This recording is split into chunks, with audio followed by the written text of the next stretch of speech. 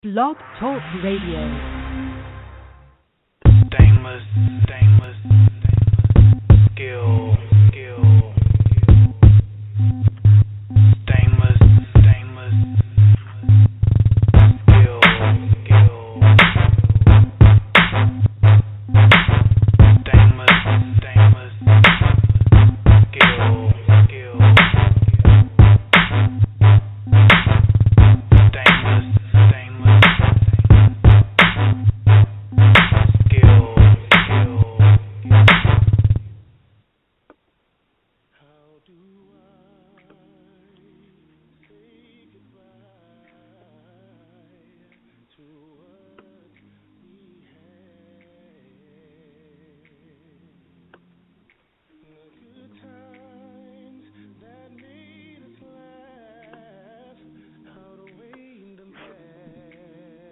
So hard to say goodbye to the Baltimore Ravens. Finished the regular season with a 10-6 record, which is good enough to make the playoffs. Unfortunately, they weren't good enough to beat the Patriots. The Carolina Panthers became the second team in NFL history to make the playoffs with a losing record. On Friday, M.Bowden said the Panthers were good enough to scratch the Seahawks' ass. But on Saturday, the Legion of Boom proved the Panthers weren't good enough to even sniff their ass. The Dallas Cowboys. Why? Last week, the Cowboys won because of the referees. This week, the Cowboys lost because of the referees. Say it ain't so. Say it ain't so. As their best season in 7 years comes to an end. Why? Why? Put it together. Peyton Manning. Once again, you were great in the regular season. But once again, you were awful in the postseason. As Peyton Manning, and what could have been his last game, adds on to his dreadful record as the losingest quarterback in NFL playoff history.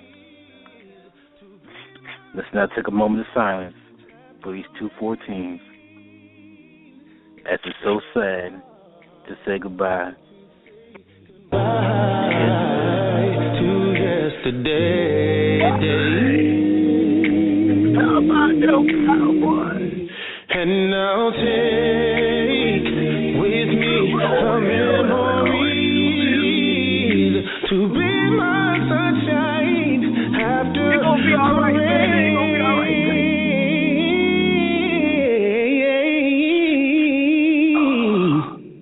Pull it together. It's so hard to say goodbye to yesterday.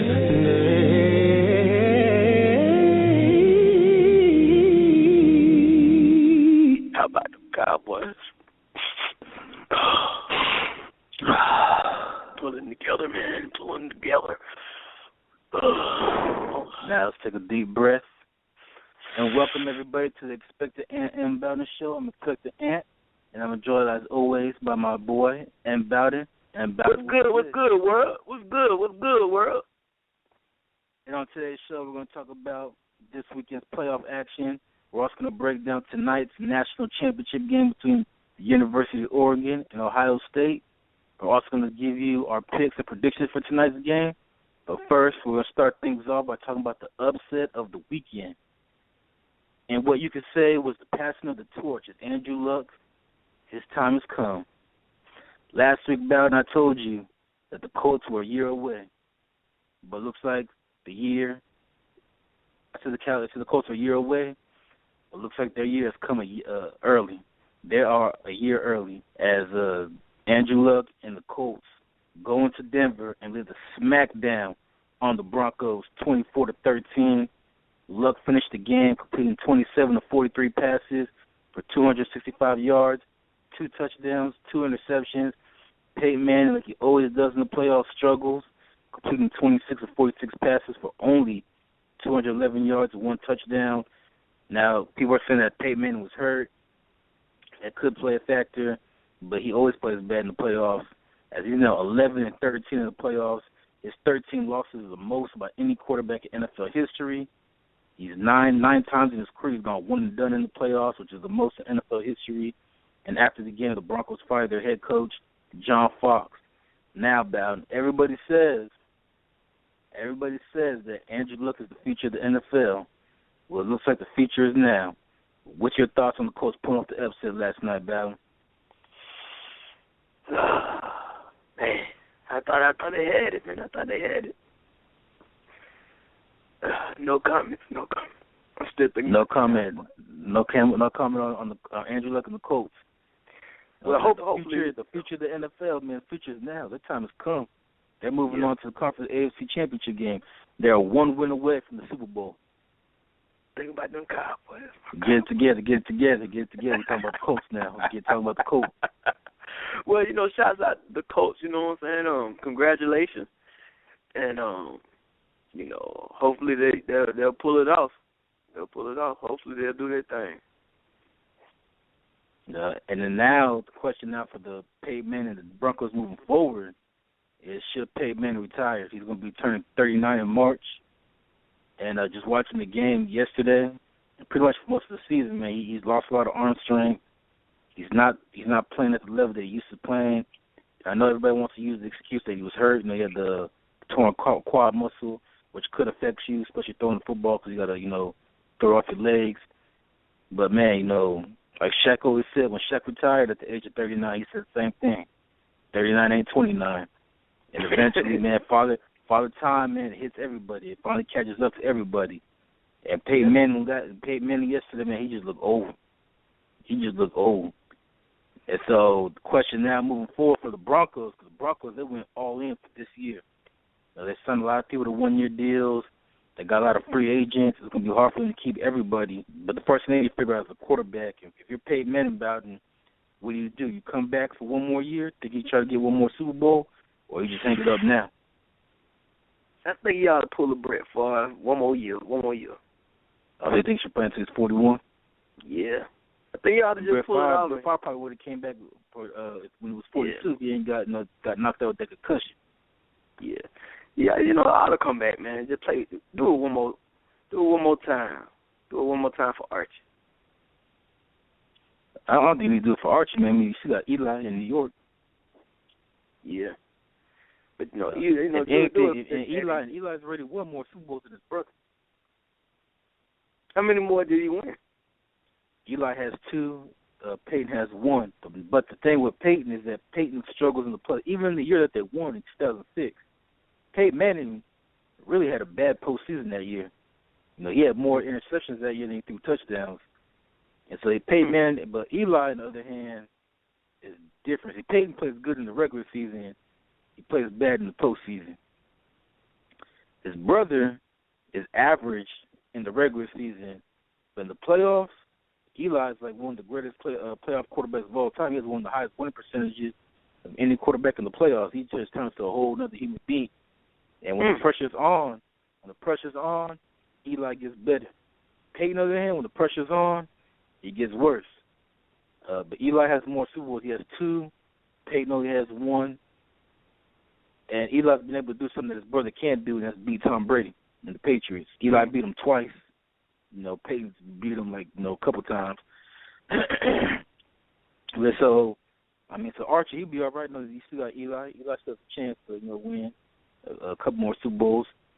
Eli's younger, but for Peyton, you think he should come back? Yeah, I think he should come back one more year. I think he should go ahead and retire because now you got to look at the situation too. Is that they fired the coach, so that means next year they're gonna bring in a new coach. You have to learn a new system. And at 39 years old, man, you really want to go through all that? It's all about the individual, It depends on him, I mean, everybody want to finish on top, man. You want to go out with a bang. You can come back and win one more, Super Bowl for you. It's gonna be hard because as we talking about, man, the Colts. I said on Friday they're an up and coming team. I thought that maybe their time would be next year. It looks like their time is now. So you got to deal with the Colts. And then obviously we saw what happened last year in the Super Bowl, man. Seattle just stomp that ass. And I was close to the same thing, yesterday. I mean, I don't know how many more chances Peyton's going to get. We see this every year with Peyton in the playoffs. So I don't know if he's going to get it done. Now, you think he should come back? I think he should go ahead and hang him up. But I think the story, though, everybody wants to focus on Peyton. To me, the story is Andrew Luck and the Colts, man. I'm surprised, man. That time is now, and they're coming. And they got a tough matchup going against the Patriots next week. Now, when the Patriots played them in the regular season, the Patriots blew them out. For what I seen from the Colts yesterday, what I saw from the Colts last week against Cincinnati, I won't sleep on the Colts, man. I won't sleep. Sometimes, Peyton Manning, we're talking about him probably retiring. Tom Brady ain't that much. He's getting old himself. He's going to be 38. And everybody keeps saying, Andrew Luck's the future. Andrew Luck's the future. Looks like the future's now, Bowden. But he's coming up. You know what I'm saying? He's coming up. And I was laughing. I was laughing when Jim Fox said that Andrew Luck's going to be the greatest quarterback of all time. Well, he's already had a Peyton. Only in his third year in the league, he's going to the conference championship game, and it took Peyton 7 years to get there. How old is Andrew Luck? Yeah. He's 25. Oh, he's young. Yeah. That's what I'm saying. So everybody keeps saying that he's going to be the future of the NFL. As long as he don't get hurt, he'll be fine. Now. Yeah. He's a big boy, man. He's built like a linebacker but he plays quarterback. That reminds me of and he has the deceptive speed too. Everybody thinks because when you watch him run, man, it looks awkward, but he actually runs like a 4.2 40, and he can throw the ball. I mean, he has it all. But I just thought, the time and the coach. I thought he's an up and coming player, but I just thought he's probably maybe next year or maybe the year after. But he's really surprising me, man. It looks like his time's coming now, and I think the NFL needs to watch out. I don't know if they're going to beat New England. I don't even know if they're going to make it to the Super Bowl or even win the Super Bowl. But the fact that after just 3 years in the league, he's already just one win away from going to the Super Bowl, man, you need to watch out, man. Andrew Luck's a good player to watch out for. Andrew Luck. I got my eye on you. Andrew Luck. Yeah. There's good things about you. 25 years old. Already surpassed Peyton Manning. Yeah, he's already, so far, man, just based off the first 3 years in the league, because he's always going to get compared to Peyton Manning, because, they play for the same team, Peyton Manning with the Colts, and the Colts got rid of Peyton Manning to draft Andrew Luck. And so far, after just 3 years in the league, it looks like the Colts made the right decision. I mean, Andrew Luck is, so far, after just 3 years, he's already accomplished, I won't say accomplished more. We probably could say accomplished more because he's made it further in the playoffs than Peyton Manning ever did. But, at this stage in his career, but he's already throwing more touchdowns than Peyton. He's already throwing for more yards than Peyton at this stage in their careers. So, I mean, this boy, man, he might be the truth. And I'm going to keep my eyes on him. Andrew Luck, keep my eyes on him. And then comes this. Every second, every minute, man, I swear that she can get it. Say if you a bad bitch, put your hands up high, hands up high, hands up high. Tell them dim the lights down right now, put me in the mood. I'm talking about dark room perfume. Go, go. I recognize your fragrance, hold up, you ain't never gotta say shit, and I know you taste this a little bit, high maintenance, everybody else basic, you live life on an everyday basis, with poetic justice, if I told that's you right, what everybody's calling poetic justice. The Cowboys were screwed out of a win yesterday, as they fall to the Green Bay Packers 26-21. Aaron Rodgers on one leg completed 24 to 35 passes for 316 yards. Eddie Lacy also added 101 yards rushing on 19 carries. For the Cowboys, DeMarco Murray rushed for 123 yards on 25 carries. Also had one costly fumble in the third quarter, which probably cost the Cowboys a touchdown, which looking back on it, probably had a big effect on the game. But the play everybody's talking about, Bowden, is on fourth down with 4 minutes to go. Cowboys are going for it. 4th and 2. They're down 26-21. They got to go for it because they're trying to win the game. 4 minutes of the play. Tony Romo throws a beautiful pass down the sidelines to Des Bryant. He catches it for 31 yards. He takes 3 steps. He's trying to dive into the end zone. The ball pops up as he rolls over to the ground, and as he's rolling over, the ball pops up. He catches it and lands right back in his hand. The ball never touches the ground. Never touched the ground. And so the play was originally called the catch. It's going to be first and goal at the 1 yard line for the Cowboys. Like I said, 4 minutes after the play, they could score a touchdown, take the lead. Instead, the Packers challenged it. The referees looked at it. They called it incomplete. And then a turnover downs. Green Bay gets the ball. Green Bay wins. Now, people in Detroit and the rest of the country who hate the Cowboys are calling this poetic justice. To me, I call it BS. As the referee screwed the Cowboys over. Now, by the rule, they called the Calvin Johnson rule 5 years ago. The same thing happened. Calvin Johnson caught a ball in the end zone. He fell down. He got up. Lost control of the ball. They called it incomplete. You know, everybody saw it touchdown. Same thing in this situation, man. It was clearly a catch. Should have been first and goal. The Cowboys likely would have scored. The Cowboys would have took the lead. I won't say they probably would have won because Green Bay probably had a chance to come back and to do whatever. But still, it was just a bad call. So is it poetic justice like people in Detroit are saying? How do you feel about the refs screwing over the Cowboys this time? Man, I love my Cowboys, man. I love my Cowboys, but I guess it's just karma, man. Just karma, we had, snuck and got us one, beating Lions, and I mean, even the NFL came out and apologized. I was like, why did they apologize? And they should be hush. But, it is what it is, man. We had to take the bitter with the sweet. I'm just proud of my Cowboys. I'm proud of them. They went this far. The last 10 years they've been doing crappy. This is the furthest they went. And I'm proud of them, man. Even if they, didn't win the Super Bowl. I'm proud they made it this far, so I like to give them a hand clap of praise, They doing awesome, man. I'm proud of them. They did good, man. Standing ovation. Shout out to the Lions, too. The Lions did awesome, too. Shout out to both teams, Lions and the Cowboys. But what do you think? What's your opinion on the referees? I really don't have no opinion, man.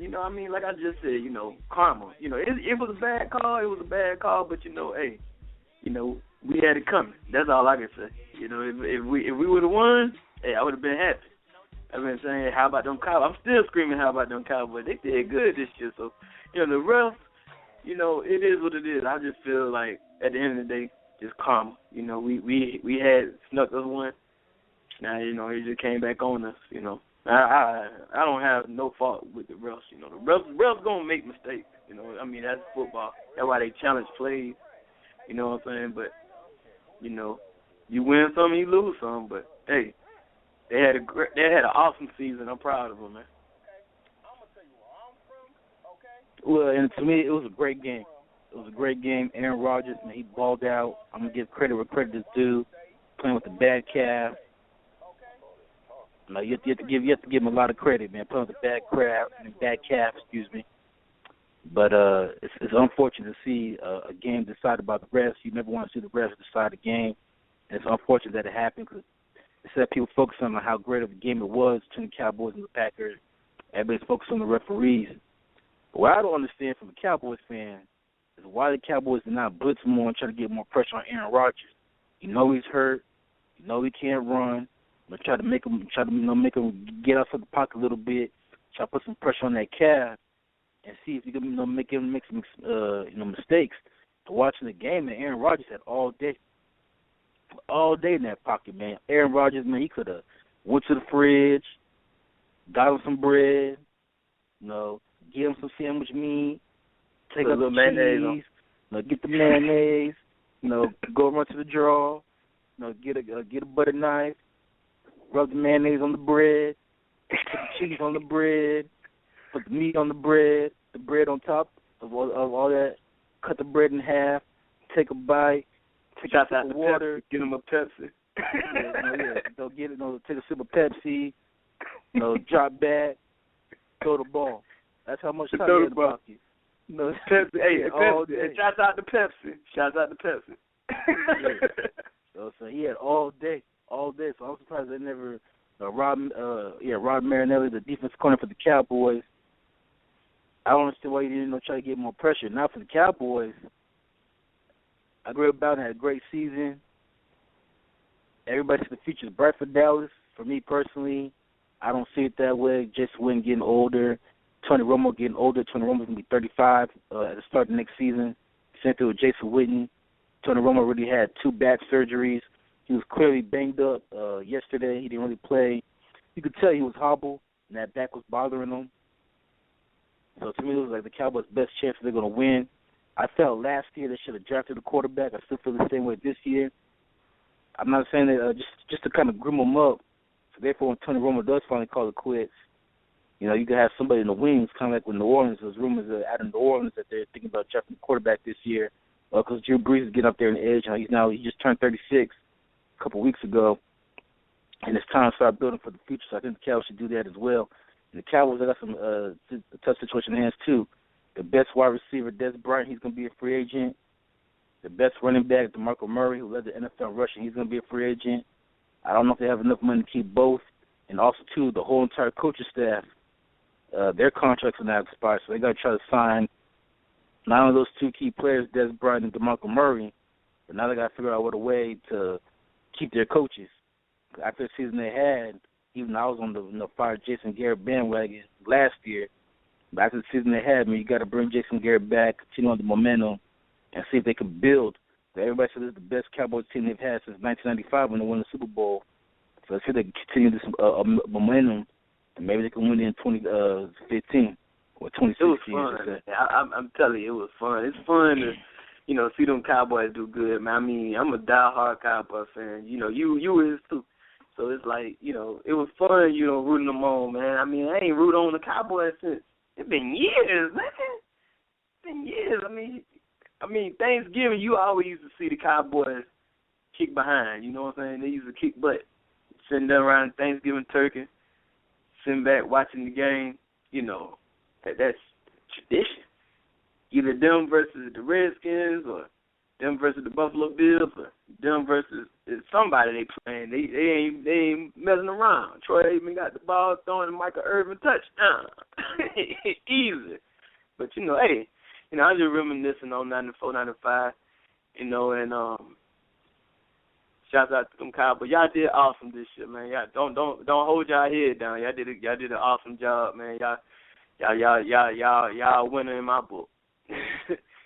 And shouts out to the Green Bay, man. Shouts out to Green Bay. Yeah, hopefully y'all keep that momentum going. Congratulations.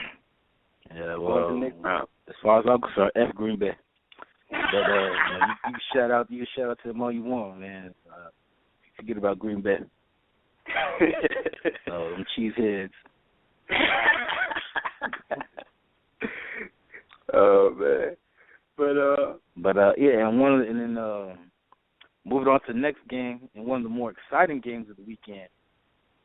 And Bowden, I know this hurts your soul, but the Patriots overcame 2 14-point deficits, meant to beat the Ravens, the Baltimore Ravens, 35-31. Tom Brady completed 33 of 50 passes for 367 yards. He threw 3 touchdowns, 1 interception. And he also broke Joe Montana's record for most touchdown passes in NFL history in the playoffs. He now has 46. Joe Flacco played great for the Ravens. He carved up that Patriots secondary, that everybody said that nobody could throw the ball on. Well, Joe Flacco did it, man. He completed 28 of 45 passes for 4 touchdowns. He did throw 2 costly interceptions. The second one pretty much cost him the game as they had a chance to, drive in for the game-winning touchdown. Bowden, what do you think about the Patriots moving on to the AFC Championship game for the 4th year in a row? I hate it. I was hoping the distraction of the court case with Aaron Hernandez would kind of throw him off, you know what I'm saying? It feels like they played a little better, like, we don't do this for coach. But, I passionately hate the Patriots. I said it last year, I'm going to say it. Yes, I said it. I say it again. I hate the Patriots. And, congratulations. Congratulations. Where was Ray Lewis? Did he motivate the team? They made too many mistakes. The Ravens made too many mistakes. They could have capitalized, but it's all good. They had an awesome season. And so I take it that you're rooting for Andrew Luck and the Colts this week.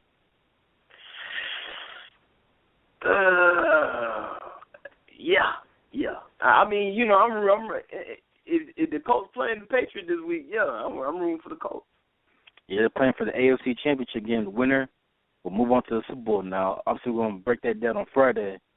But the Patriots going for the fourth year in a row. I'm right with you, man. I'm sick tired of New England. I mean, I know they haven't won anything in 10 years. This is 2004. This is the last time they won anything. But, man, every year, same two. That's why I'm happy Denver lost, too, even though I know I picked Denver to beat Indy. I'm sick tired of seeing the same two players every year. Manning and Brady. Now Luck is up and coming. And Tom Brady, he played well. I'll give credit is due. You want to give a shout out to Tom Brady, broke Joe Montana's record. I'll give him credit for that. Congratulations, Tom. One of the greatest. Joe Montana, one of the greatest quarterbacks to ever play this game. All time. One of the greatest. Fine. If I'm a Patriots fan, and I know some Patriots fans, I'm friends with them. If I'm a Patriots fan, though, I'm troubled by this one thing, and that is the Patriots could not run the football to save their life. Right? If their life depended on them running the football, they'd be dead right now. The Patriots only have 14 yards rushing as a team. Not just one person, just 14 yards as a team. They're the first team in NFL history to win a game with only 14 yards rushing. That's the least amount of rushing yards any team's ever won a playoff game with. So that's a pass. They pretty much a passing team. Well, they tried to run the football against Baltimore. They just couldn't do it. They just couldn't do it. So they were put in a situation where they had to throw the ball 50 times. And they didn't even attempt to run the football in the second half. They just threw the ball all the time. The whole second half, they didn't even run the ball. The only person to run the ball in the second half was Tom Brady, and he just did that because nobody was open, so he just took off and ran and scored a touchdown. And the second one in the quarterback sneak. Yeah, the Patriots could not run the football. And if I'm a Patriots fan, that would concern me because you're going to have a hard time beating the Colts if you can't run the ball. You're just going to have a hard time because the Colts, they're secondary, they're healthy, and they shut down Denver's passing game yesterday, and they could pretty much shut down. I could see them shutting down New England's passing game too as well. So I think they're going to have a hard time if they don't figure out how to run the football. Baby, you need to put some pads on M.Bowden and help them run that running game. I don't know, man. I mean, they need to change up. Hopefully, they'll see that and they'll regroup. On their downtime, they see that they probably need to do a little quarterback sneak or a reverse or something. Do something. Sweet right, sweet left or something, because defense is a beast. But I'm looking forward to it. Yeah, so it's going to be a Colts versus Patriots in the AFC Championship game. The winner will move on to the Super Bowl. Now, and what was the ass whooping of the weekend, Seattle Seahawks. The Seattle Seahawks dominated the Carolina Panthers 31-17. Seahawks quarterback Russell Wilson played great, completing 15 of 22 passes for 268 yards and 3 touchdowns. On third down, he was out of his mind. On third down, he completed 8 for 8 for 199 yards and threw all 3 touchdown passes on third down. Couldn't be stopped. He also had 7 carries for 22 yards. Cam Newton struggled. He completed 23 of 36 passes for 246 yards. He did throw 2 touchdowns. 1 came in garbage time. But he also did throw 2 interceptions. He did run for 37 yards on 11 carries. Seattle's Legion of Boom defense played out of their minds. They dominated this game. They just imposed their will on Carolina. And the icing on the cake was Cam Chancellor's 90-yard interception return for a touchdown, which pretty much put the game away, put the final nail on the coffin for the Carolina Panthers. That made the score 31-10. Carolina did score 1 garbage touchdown to make it 31-17, and the Seahawks became the first defending Super Bowl champion to win a playoff game since the Patriots did in 2005. And I can tell you about it, man, Seattle, they're going to be tough.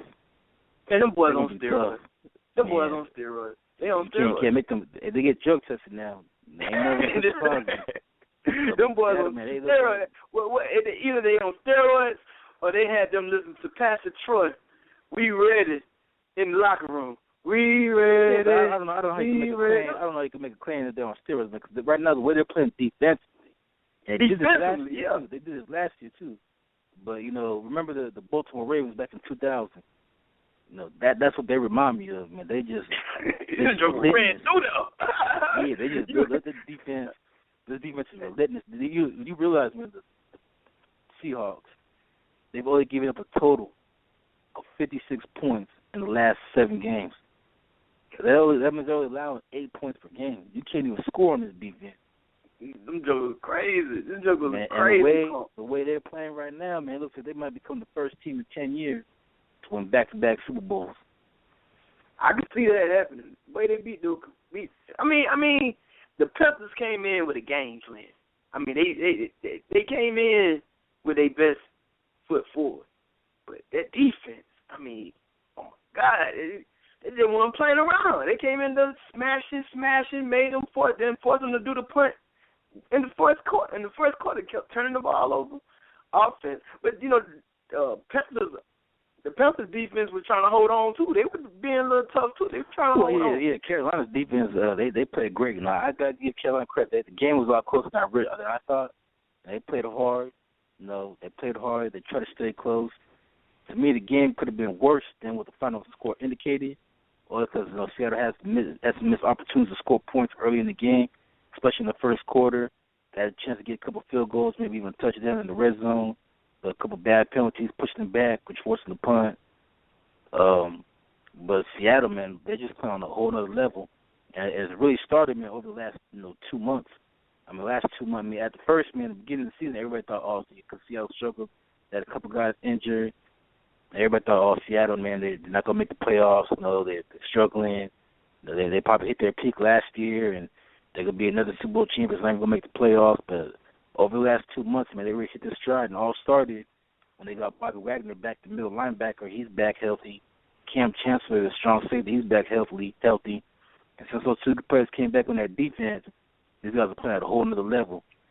And I'm telling you, man, Aaron Rodgers, first of all, when Aaron Rodgers was healthy, Seattle whooped Green Bay's ass by 20. Now that he's hurt, I could imagine what Seattle's going to do. You know what I'm saying? Now, Green Bay couldn't score on them when Aaron Rodgers was healthy. I could imagine what they're going to do when he's hurt. They're going to get up to Aaron Rodgers. Let me clear my case. These just jokes, y'all. I don't want to throw out they on steroids and have a big old Congress meeting with the whole football team. These just jokes. But the way them jokers were playing, man, they playing with purpose. Them jokers they were handling business. Just put that out though. You can go ahead, Captain. Yeah, but and then Russell, and then it's not just their defense too, man. The offense is very balanced. Russell Wilson's playing at a high level. He's doing his thing, both passing and running the football. Nobody has an answer for beast mode. He just running over folks. He's one of the hardest running backs to tackle. Nobody can tackle him.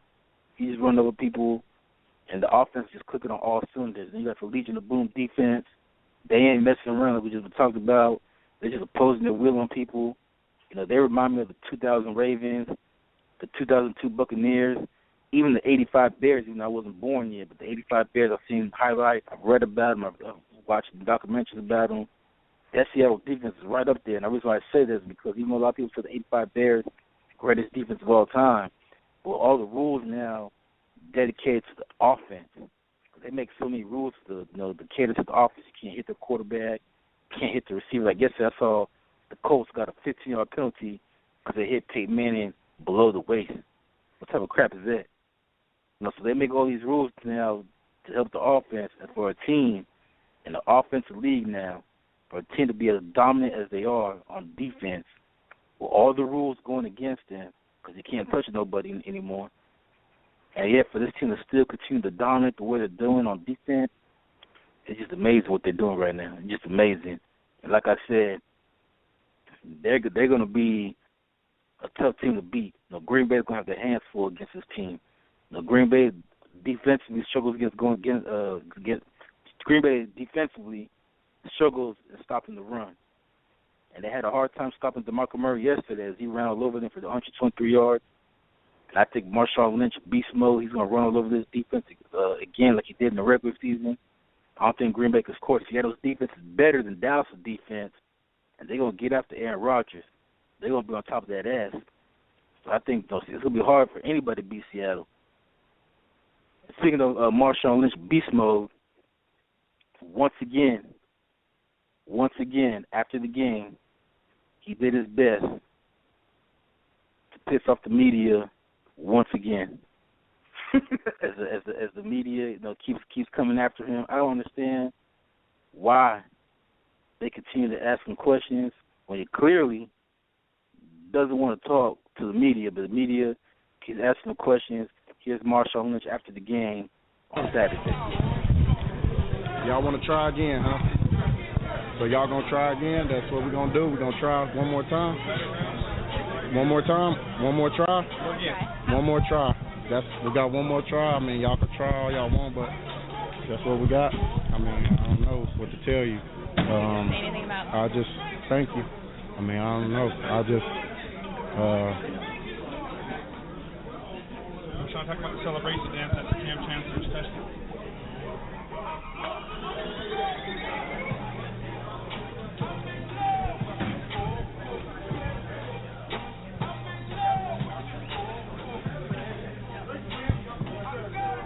What can you say about how you guys battled, especially with the pressure they were bringing up front in the third quarter to really break through with the run defense?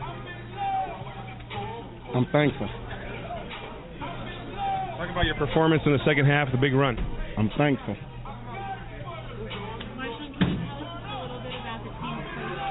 I'm thankful. When's your next charity event? I'm thankful.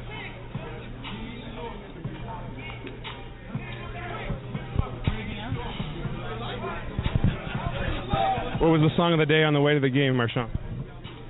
I'm thankful.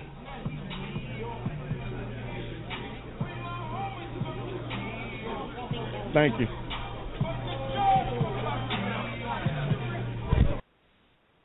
All right. So, look, the man clearly doesn't want to talk to the media. So I don't understand why the media continues to try to even talk to the man. Now, first of all, he even started off the press conference by saying, like, y'all want to try again? Y'all really want to try this again? No. The way I look at it is this, man. If he doesn't want to talk, he doesn't want to talk. Just leave him alone. There's 52 other players on that team that you could easily interview. I don't know why you continue to interview this man. To me, the media, Bowden, they remind me of like a little kid that you tell to stop playing with the stove. Right? You tell the kid not to play with the stove. What does the kid do? He goes ahead and he runs and plays with the stove and gets burned. And after you tell the kid not to play with the stove, you think he learns his lesson because he got burned. What does the kid do again? He runs back and plays with the stove again and burns himself again. And that's what the media is to me. Like, how many times this man keeps saying he don't want to talk. He said a million times all he wants to do, play football, and that's it. He just wants to play football, do his job, go home. He said the media keeps trying to force him to talk.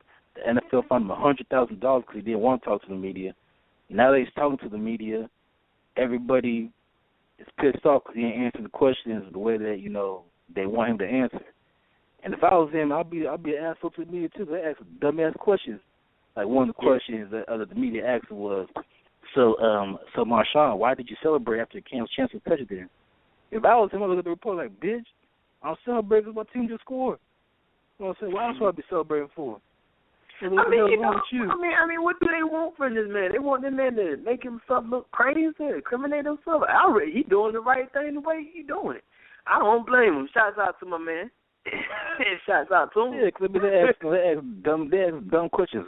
Marshawn. They'll have a slant. They'll make if he say how he really feels, they'll take it as he being arrogant. Then they'll make him some type of.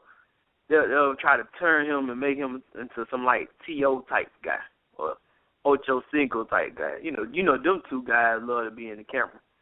They love. But Deion Sanders, he really didn't talk to the media as much. even though he was prime time, he really kind of shunned them a little bit. He talked a little bit, but they always made him, even though he wasn't a thug, they made him out to be a bad boy. Well, you don't even remember with that? I remember that even back in the 90s with the Denver Broncos. Their whole entire offensive line never talked to the media back then. Never.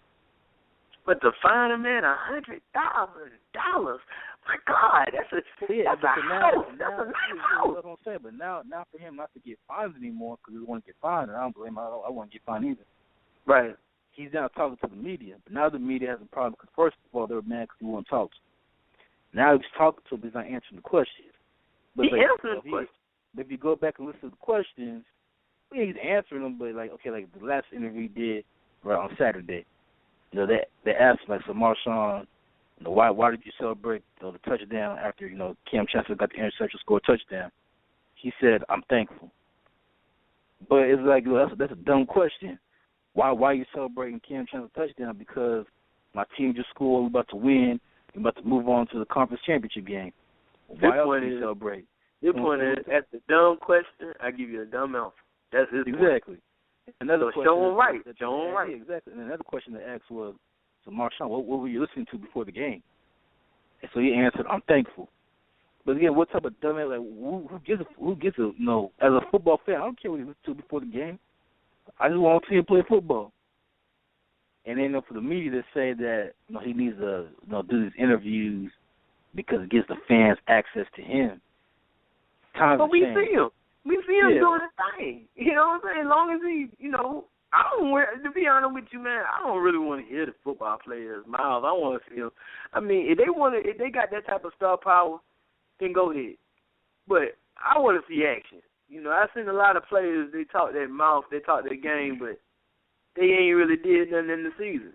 You know what I'm saying? So, I mean, show him right, man. He doing good. Keep it up. Just, don't let these jokers twist your words around, make you look crazy. You doing right. Yeah, and see, by him answering the way he answered by saying, by answering every question, by saying, I'm thankful. I'm thankful. I'm thankful. He can't twist that around. No. And that's what they want, man. They just want to know him. They're trying to provoke him to say something stupid. They could twist it around the way they want it to be, twisted. A nice news story. Because they ain't asking nobody else to quit. They just at him. So it's just, keep your hold your bearing. There you go, like soldiers, hold your bearing. Keep to you doing right. Make that money, play football, retire, get in the Hall of Fame. Don't let nothing mess you up from doing that. Keep it up. Doing awesome. Keep it up. Yeah, and then also too, man. Back to the media and saying that the access to the fans. I believe times have changed. If the fans really want access to Marshawn Lynch and what he's doing, if they want to know what he's doing on a day-to-day basis, you easily could just follow him on Twitter. You could just follow him on Facebook. So you really don't need the media to figure out what Marshawn Lynch is doing. Now, I can go on Twitter right now and find out what Marshawn Lynch is doing if I really wanted to. Me personally, I don't care, but I know and understand there's people that care about that stuff. But I don't understand why, the media's making a big deal. That's what TMZ is. Shout out to TMZ. Yeah, but they'll run you in the ground. They get a little bit, they'll twist it around, make you look crazy. I mean, some people like the spotlight. Like, you had Muhammad Ali. He was all for that. That was his thing. That was his forte. And then you have some that just, hey, I'm all about business. My action speaks in the ring. You know what I'm saying? That, and I'm talking about the boxing world. I'm talking about, of course, to him, because his thing is like, he's not about the spotlight. He's not trying to get the spotlight. And he's saying that I do my talking on the football field. Yeah. Can't follow him for that. You can. Hold on. You do have freedom of speech, and you do have the right to remain silent. Anything that you say will be used against you. That's the plead the fifth. That's the Fifth Amendment right. You understand what I'm saying? So if they find him, he could sue. He could really appeal that. That's his constitutional right. He could plead the fifth. Well, he did. He did appeal it, but he lost his appeal, so he has to pay the $100,000 anyway. How you gonna lose against the government? I mean, I guess the NFL private. So it's not public. It must be private like that. Like the owner Like, they ain't got no. Usually, well, see, the NFL, the way the NFL stated is this. Okay, in your contract, and every player has to make himself available to the media. Okay. So by him, what he was doing before he got fined was after the game, he'll take a shower, go home. He won't stay around for the interviews. And so because of that, the NFL looked at it as he broke his contract. Just like me and you, if we sign a contract for our job, if we do something that the company doesn't want, but they do have the right to, punish us. So that's what the NFL is doing. So, but they punished him by fining him $100,000, which to me is ridiculous. Ridiculous. I mean they could have fined him by $500. Yeah, they fined him $100. Yeah, they fined $100,000. That's crazy. That's insane. So, that's a lot of. Yeah. So now after he got fined, he's following the rules. He's making himself available to the media. And after the game, he stays in the locker room. He waits for the reporters to come in, and the reporters come and ask him questions. But when he answers the questions, he gives them one-word answer like he did in this interview that I played for you guys, where after every question he said, I'm thankful. I'm thankful. But at this point, he's kind of messing with the media because he said, the first thing he said when the press conference started was, y'all really want to try this again? So y'all really want to try this? Like, he knows that he's got him. Like, y'all really want to try this again?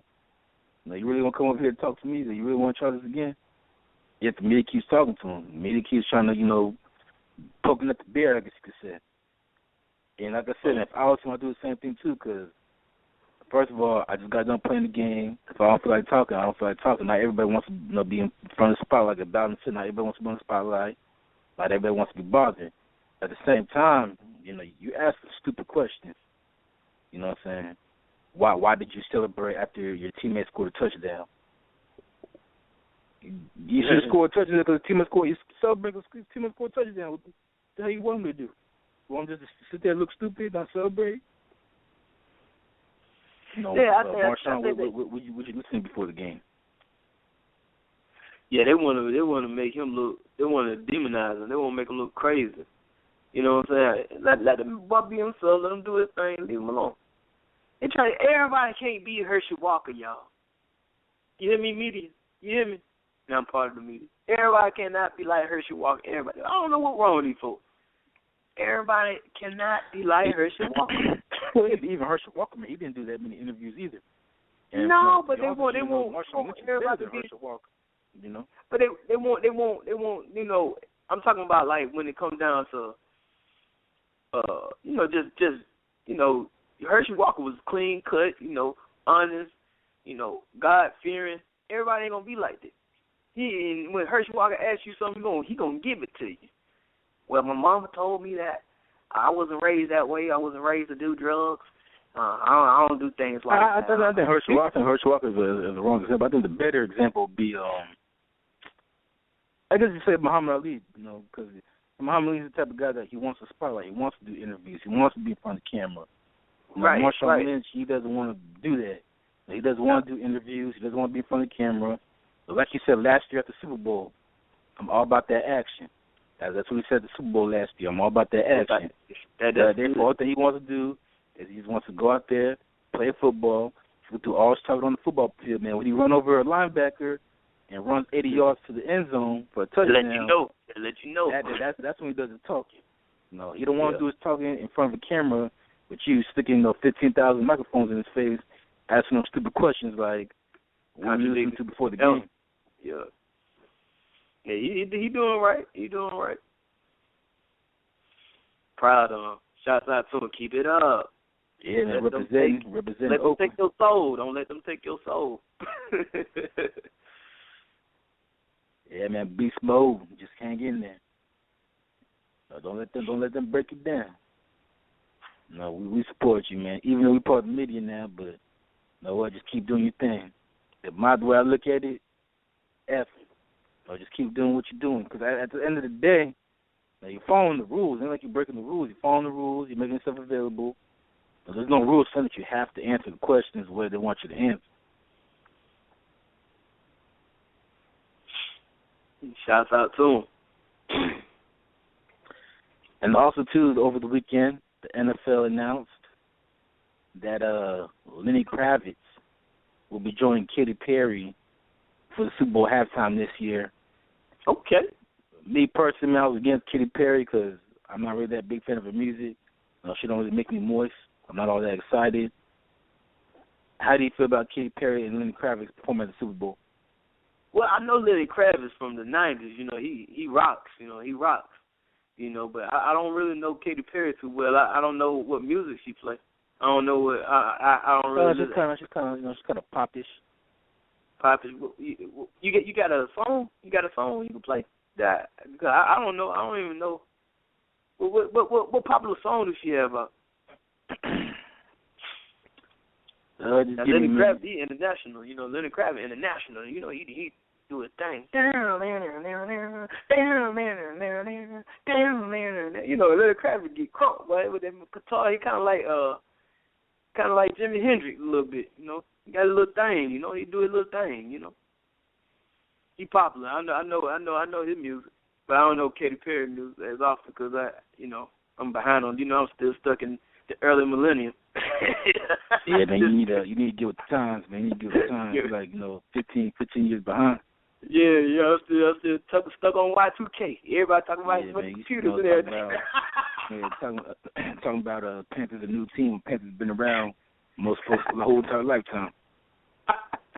Hey, they're crazy. I remember 2000, man. I remember that vividly yesterday. I was standing on the rooftop blowing. When I say blowing, I mean throwing up. New Year, the ball dropped, the peach jumped. They had the fireworks, the peach was in the air. And, oh, man, wildin'. All right, here's some Katy Perry for you. Oh,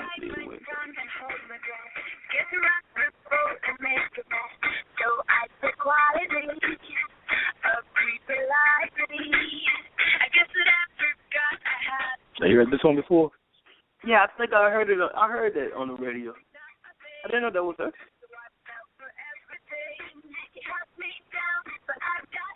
Yeah, she's the one to be performing at the Super Bowl. Like I said, me personally, I'm not really a fan of that kind of music, but I mean, it is what it is. But I look at it anyway, the halftime show really is for the women, because I never really see men get excited and oh man, I can't wait to watch the halftime show this year. So to me, it's more of a women thing. But Katy Perry and Lenny Kravitz, she's kind of happy for Lenny Kravitz. This is a big deal, man, performing at the halftime of the Super Bowl. Yeah. But like I said, man, for me personally, man, it doesn't really make me moist.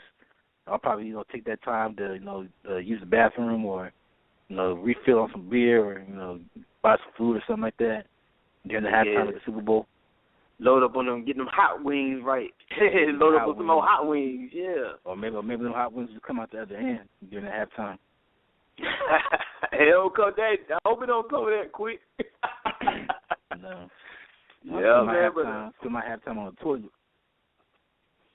But who you predict gonna be in the Super Bowl so far? What we got here? What we got? Well, I know we're gonna make our predictions on Friday. On Friday, we'll talk about that on Friday. Yeah, so I might save it for Friday.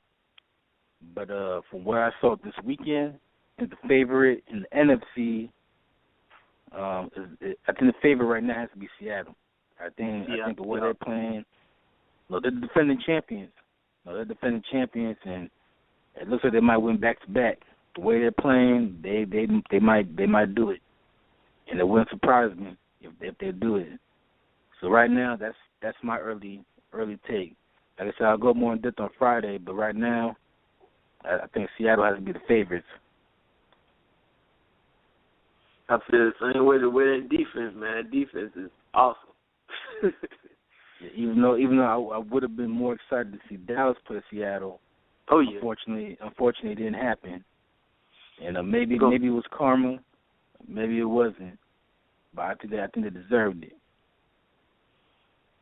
Yeah, it take a long time to get over that, man. Boy, you know what? I know it sounds crazy, but it felt like Y'all remember the Al Gore and the George Bush election? Al Gore lost the election. Yeah, there you go. There you go. 2000 again. 15 years behind. Yeah, man, it felt, if that's the feeling, that's the same feeling I felt, man. I was like, oh man, Bush the got it. I said, oh man, my Cowboys are lost. That's how you feel about Green Bay. That's how you feel about Green Bay Vince. You're gonna compare Green Bay to George Bush? It's on the G. Yeah. Nah, I'm just jabbing, but yeah, man, congratulations. There's people in Detroit be like, y'all got what you deserve. Yeah. Yeah. I mean, I'm just glad. I'm glad. People in Detroit felt last week. Yeah, they'll be all right. I mean, Detroit. I shout out to Detroit too, man, because they had an awesome season too. And Cowboys, they had an awesome season. I'm just glad that they made it this far.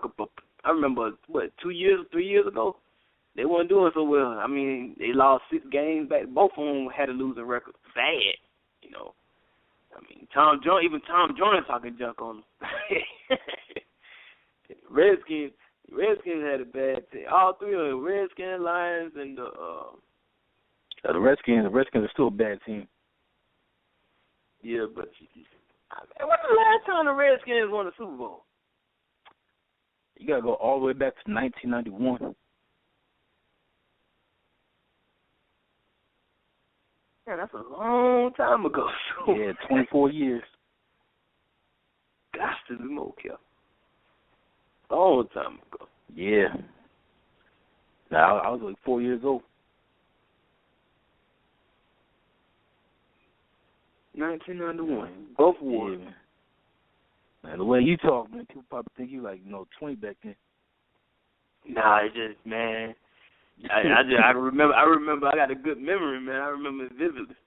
That's what I can't understand. Man, you're only 29 years old, but the way you talk sometimes, there's probably people out there listening, man, like, man, Bowden must be like, 56 years old or something. He talk. Like he talks. I mean, I am an 80 baby. We 80 babies, man. we can we're 80 babies, we're still in our 20s, Yeah. Ain't like we ain't 50. We ain't baby boomers, man. One thing about graduating high school, listen, congregation. I ain't gonna say congregation, but listen, people. When you graduate high school, youngins, it go by fast, man. I'm telling you, man. I can't believe I'm 29. I graduated 10 years ago. 19. Now 29, man. It went by so fast. So enjoy your high school. Go to prom. I know we're talking totally off subject, but go do your thing. It go by fast, man. In other words, what he's trying to say, people, just enjoy your life. Yeah. Don't let it go past you. That was, yeah. But back to sports. We all off topic. Well, back to sports. I think one of the stories that flew right past us over the weekend, and that is former New York Jets coach Rex Ryan turned down the Atlanta Falcons to go coach the Buffalo Bills. Now, for me personally, I was actually shocked by this move because I thought Rex was going to the A-Town, baby. I thought he was going to the town, the home of freaking, home of strip clubs. And I thought he was going to go to the edge. But he decided because he was going to send them up. But I'm going to send them up. I gotta play that for everybody. Play it. This is what scared off Rex Ryan from coming to Atlanta right here. This right here. Hey man, my goddamn Falcon lost tonight. Them son bitches. Man, Ryan. Come up in your ass so Arthur Blank. Your Italian ass need to goddamn fire all them son bitches, man. You hear me? I hear you. Still your house. I know it. Get what? Let them know. No, but you let them come up in your house and then run you out. The Falcon did. No, you put your jersey on the goddamn ground and you stepped on it. Hey man, Arthur Blank, listen to me. You need to goddamn fire Mike Smith, Matt Ryan, Thomas Dimitroff, all them son bitches, man. Hey, man, we suck, dog. Who do we need to keep next year? Shit, nobody. Arthur Blank, listen to me. Look at my face, man. Look at my face, man. I'm not going to curse at you, Arthur. But listen, look at me, Arthur. Look at me, man to man, eye to eye, man. Listen to me. This is A-Town, baby. Home of Freaknik, home of strip clubs, all that, man. You hear me? If you don't get rid of Mike Smith, and you got to do something with Mike, we got to do something with Matt Ryan, man. But first, start with with Mike Smith. You got to get him out of here, man. That man don't have 5 chances, dog. 5, man. But guess what? If you don't get it together, man, I'm going to call that mob on you, man. What mob? I know a mob, man. Yes, I don't think Rex Ryan was about that life, man. He don't want no kind of problems, yeah. And he's like, man, I'm better just going to Buffalo. You know, people in Buffalo are nice. Yeah, you don't know. Do you blame him? Do you blame him for Inspectah Ant? Do you blame? Nah. I thought he would have came to Atlanta, man, because I thought, Atlanta. On paper, Atlanta's a better team. The Falcons, what they need is a defensive-minded coach like Rex Ryan. And I feel like with his, he's like a defensive genius, man. I think with his experience running defenses, man, I just felt like if he went to the Falcons could easily be a contender for the Super Bowl next year. Instead, going to Buffalo. And Buffalo, they got a great defense. Buffalo's fourth in the NFL in defense this year. Buffalo's problem is they have no quarterback. And he's not an offensive guy, so I don't know. At least Atlanta, man, at least the Falcons, man, they got a quarterback in Matt Ryan. And like I said, with Matt Ryan and that offense, and you add Rex Ryan and his defense, I think the Falcons can easily, I won't say win a Super Bowl, they could get 10. Buffalo, they're maybe like maybe 1 or 2 players away. But maybe he thinks he could find those players in the draft and free agency. I just thought, man, he would have just went to Atlanta. Yeah, it look like, but hey, I don't think you want them kind of problems though. So what's going on? Buffalo probably like a neutral city to go to. Well, the good thing for him, and I can also understand why he took the job too, is because, like I said, he's coached the New York Jets. He got fired from the Jets on December 29th. So in a way, he stays in New York, even though he's not moving from New York City to Buffalo. He's moving upstate, maybe now an hour away from Canada. But I think the important thing, though, is that he stays in the division. The Bills and the Jets play in the same division. So what a way to stick it to your employee, your former employer, by beating them twice every year. Right. So he can stick it to his former employers, man, by, whooping their ass there twice every year. And now that if he can turn Buffalo around, and it makes people with the Jets look like, damn, man, maybe we made a bad decision. So maybe that's why he decided to go to Buffalo, man. But I was just surprised, man, that he chose Buffalo over Atlanta. I thought he would have went to Atlanta for sure. But you're a Falcon fan. You're a Falcon fan. So what do you think? I mean, does it make Atlanta look bad, or you think what direction should Atlanta go in that? It's hard to say. I mean, I think he made it. I think he made a good choice. He probably didn't want to move and relocate all his family like that. Don't he have family? I mean, he got a family, but I mean, again, he stays in the same state, New York, but Buffalo is 5 hours away from New York City, so he's not moving, up north. He's moving up north to western New York. Yeah, I think he made a good choice. They probably pay him good too. Yeah, I think he now probably. The Falcons. They are reporting that they're going to interview Todd Bowles, his defensive coordinator for the Arizona Cardinals. He'll get a second interview this week, so maybe he's another leading candidate for the Falcons. But a lot of people in Atlanta are criticizing the Falcons because the people in Atlanta call it a debacle. They feel like the Falcons mishandled Rex Ryan, and now because they couldn't get their first choice, they're now to settle on some second-tier coach is what they're calling it. And here's the reason. Here's a quote from ESPN, according to the Buffalo Bills owner. He was very impressed in the interview process. as were many of the candidates to which we spoke. But we feel Rex is the best fit for our team, and we look forward to his leadership and expertise in directing our team to the playoffs and bringing a championship to Buffalo for our fans.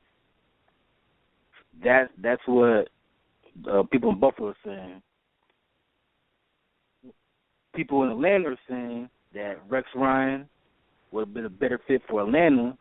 Don't know why Arthur Blank moved so slowly, and doesn't Buffalo already have a great defense?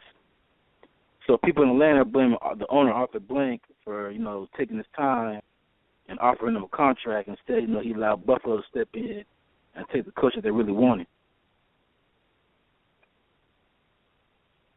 As the reports come out of Atlanta that Rex Ryan really wanted the Atlanta job, but he grew impatient because instead of Atlanta offering him the job, Atlanta decided that even though Atlanta really wanted him too, so it's like a mutual thing. They wanted each other, but Atlanta decided let's talk to more people and interview more people, and he just got tired of waiting.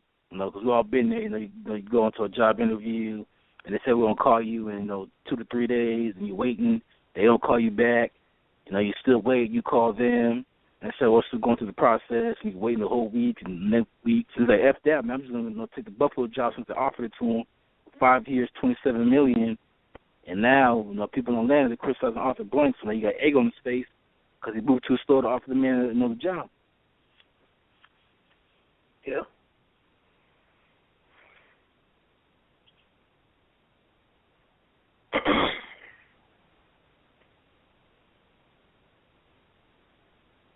Now, people are saying the reason why Arthur Blank took his time is because his mother just passed away, so they're giving him time for that. But a lot of people in Atlanta are mad because Arthur Blank took his time. He moved too slow, I guess you could say. It was a good thing they giving him time to grieve. But they're also saying that Atlanta wants to interview Seattle's defensive coordinator, Dan Quinn. The problem with that is that since Seattle's still playing right now, they can't interview him. So the way Atlanta's going, man, they might not hire a coach until, at least maybe February or March, which is making Falcons fans very impatient.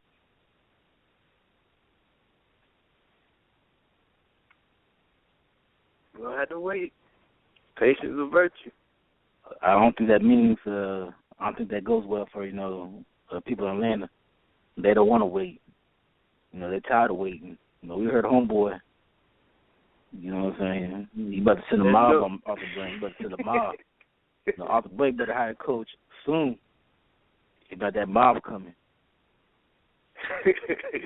But also important, too, that the Falcons are going to interview Terrell Austin. He's the Lions defensive coordinator. They're going to interview him on Thursday. So there you go. With Atlanta. So hopefully Arthur Blank can, avoid that mob, as people in Atlanta are very impatient with him right now because they're pissed off that he wasn't able to get Rex Ryan when they felt like he should have got Rex Ryan. And I sometimes never talk about being a fan, man, because you feel like, as a fan, that these owners should do what the hell you want them to do. Not knowing that this is a business and you got to take time. And I don't blame Arthur Blank, for wanting to interview other candidates. And I don't blame Rex Ryan either for saying, for becoming impatient and saying, look, y'all taking too long, man. I'm just going to go to Buffalo. And like you said, man, even though it's still about a good 5 hours away, he still stays in the state of New York. So he doesn't have to move his family that far instead of moving all the way from New York City to Atlanta. And then you get down there and the way they fire old boy, they fire on the same way. Yeah, I'm thinking myself, he was a good coach. But yeah, y'all let him go. That was funny. Yeah, man, Mike Smith winning his coach in Falcons. And I'm surprised, too, because I'm surprised that nobody's even interviewing Mike Smith. It wasn't like he was that bad in Atlanta. He had, he had 2 bad years out of 7. And people forget, man, he was 10 seconds away from going to the Super Bowl just 2 years ago, So I'm surprised that nobody's really looking at Mike Smith to be the next head coach for all these teams that have coaching vacancies. So what did he do after that? Is he coaching college or is he looking to be a coach? Well, I don't know. But nobody's really interviewing him, neither for the pros or cons. So I don't know what Mike Smith's going to do.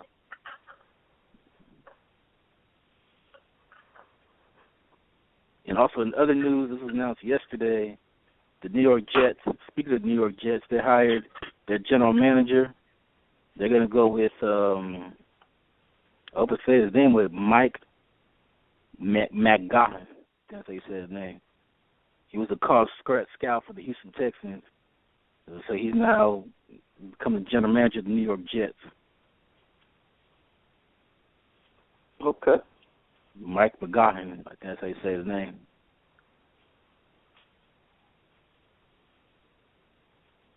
And even the Jets, man, they hired him because the person that really wanted, Ryan Pace, decided to take the general manager job in Chicago.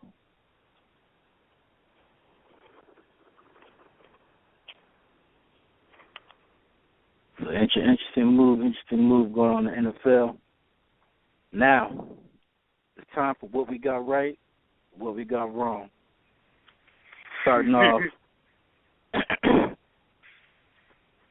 off with we'll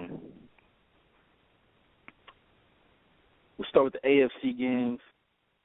Baltimore Ravens versus the New England Patriots.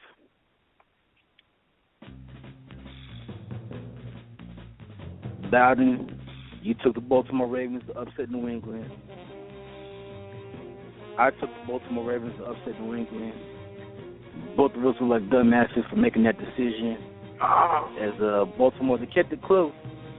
And actually, they should have won. Baltimore led the whole entire game up until the last few minutes. But New England won 35-20, right? They lost 35-31.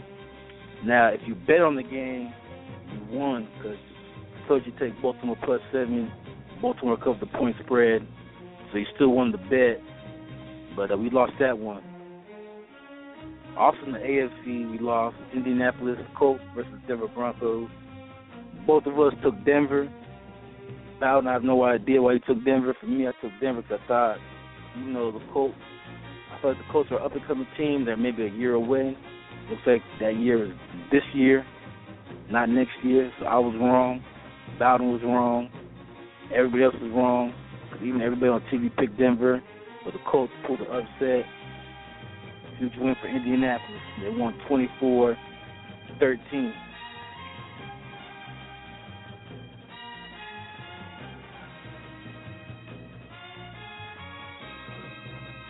Now, the only game I won of the weekend, Carolina Panthers, the NFC now.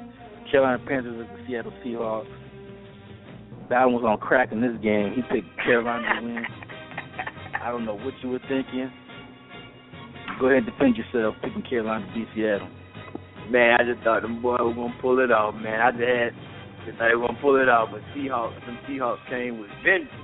That defense, some serious, man. Look for the Seahawks to be in the NFL Super Bowl, and them boys got a serious defense. But Carolina had a good game plan. They were stopping them in the first quarter, but Seahawks just did their thing on them.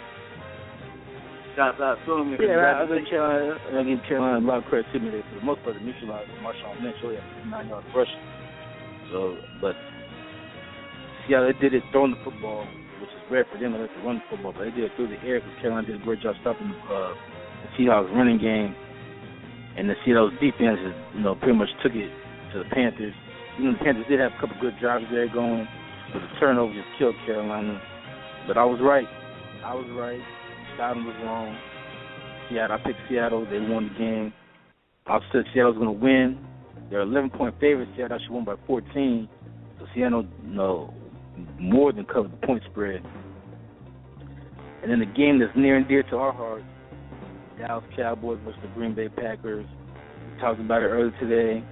The refs screwed the Cowboys over on a stupid rule, calling that an incomplete pass when it was really a catch. I don't know how you could take 3 steps and still say it was incomplete. I don't know. But we both picked Dallas to win that game. Instead, Green Bay won the game 26-21. We both got that one wrong. Bowden, what you got to say about them boys?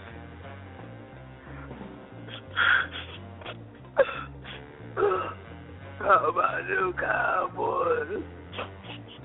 Keep your head up. Keep your head up. We're going to make it through. We're going to get through it. And congratulations to Green Bay Packers. Congratulations. Yeah, whatever. No, I'm going to be a poor sport on this one, man. F Green Bay. They know shit was lost.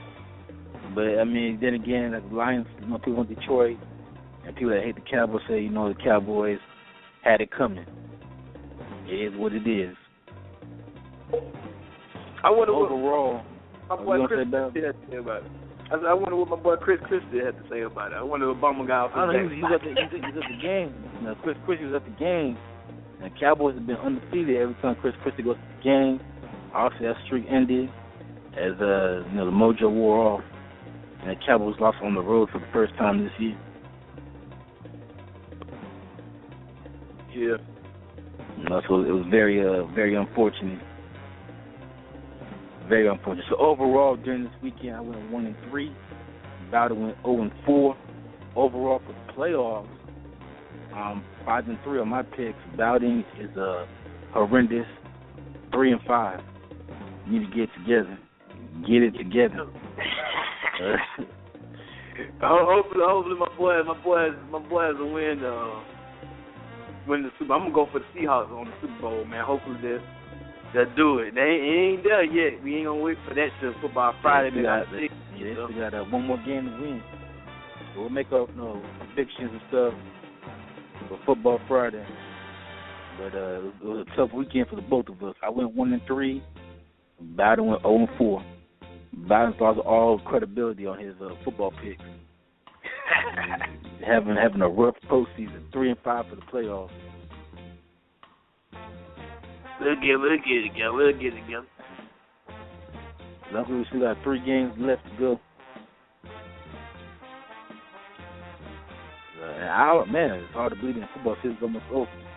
Man, it came and gone so fast, man. Exactly. I don't know what I'm gonna be watching after football season over with. Well, for me, I'm gonna be watching them sorry ass Knicks and Sixers. That's what my life is. I'm about to be an alcoholic. Unfortunately, I root for the 2 of the worst teams in the NBA right now. I know how you feel about them Knicks. Yeah, the Sixers just ain't that much better either. Like I said, man, Dr. J, Allen Iverson, Moses Malone, Charles Barkley, they rolling in their grave right now watching the Sixers. Patrick Ewing, Willis Reed, Anthony Mason, John Starks, for the Knicks. Walt Frazier, Earl the Pearl Marone, rolling in their grave right now watching the Knicks. Hell, even Phil Jackson won 2 championships with the Knicks as a player. I know he's a general manager, but he got to be rolling in his grave too watching that crap every day. Yep. So Jackson right now like, damn, I should have stayed in Chicago. Or either that, stayed in L.A. But Chicago's a good team to look at this year. Derrick Rose doing his thing. And Derrick Rose today announced that he's going to be playing tonight after he missed 1 game. Every time Derrick Rose misses a game, everybody panics, but he's all right. I think he had had some type of sickness or something like that, so he's going to play. Hopefully them boys pull it off this year, win the NBA Finals. I got my eyes on the Bulls this year. Yeah, I mean, Chicago, for the most part, have been a great team without Derrick Rose. They made the playoffs every year the last 2 years without him. I just think Derrick Rose is that great of a player. He could be the missing play piece to take him over the top. Especially with the East being so bad this year. The only competition in the East right now is just Atlanta and Toronto. And I think Chicago will beat any one of those teams. And as I said, man, I think Chicago right now to be the favorites to win it all. I can easily see them beating anybody in the West, too.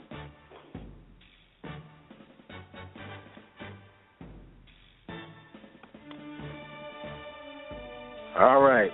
Well, speaking about football season coming to an end, the college football season coming to an end as well. As tonight, the national championship game in Dallas, Texas, as the Oregon Ducks take on the Ohio State Buckeyes. Ducks and some Buckeyes. Ducks and some Buckeyes.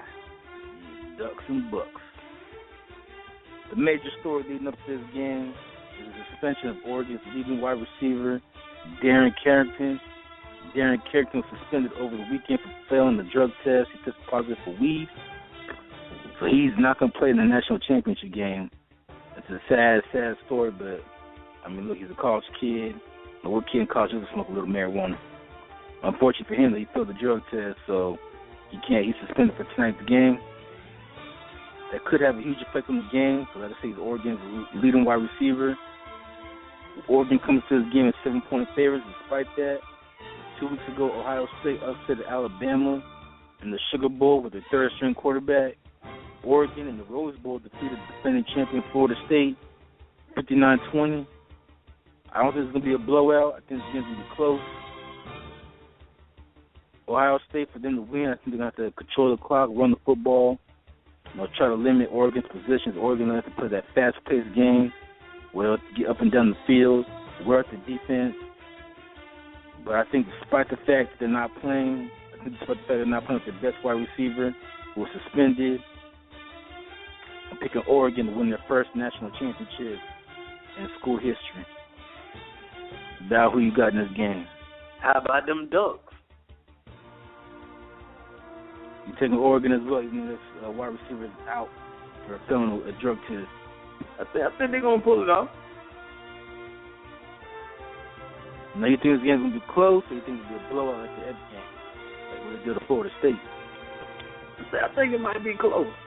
It might be a close game, but I think the Ducks going to pull it off. Yeah, to me, the X factor in this game has to be Ezekiel. I think his name was Jones, forgot his last name. But the running back for Ohio State, but I think he has to be the X factor. I have to run the ball. He had over 200 yards rushing against Alabama. I don't think he's going to run for that many yards against Oregon, but if he can get a nice game going, control the clock, keep a little scoring, and have a chance. If it becomes a shootout, Ohio State has no chance. But I'm picking Oregon to win this game. From a betting standpoint,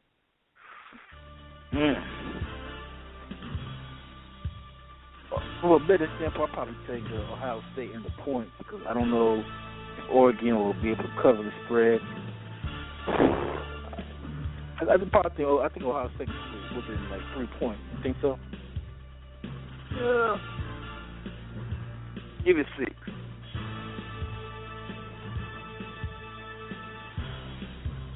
It's going to be a close game. I know it's going to be a close game. It's going to be back-to-back. They're going to be head-to-head. It's going to be a good one right here, man. It's going to be a good one. You're right there in the middle of Dallas, Texas. Football country. Yeah, and it's I don't know, man. They're treating this game like it's a Super Bowl, which kind of is college football. It's the first college football national championship game. So I guess it's called a true national champion because before they used to vote on the top 2 teams, and the 2 top teams would play for the national championship game. This is actually the playoff. So these are the 2 last teams surviving.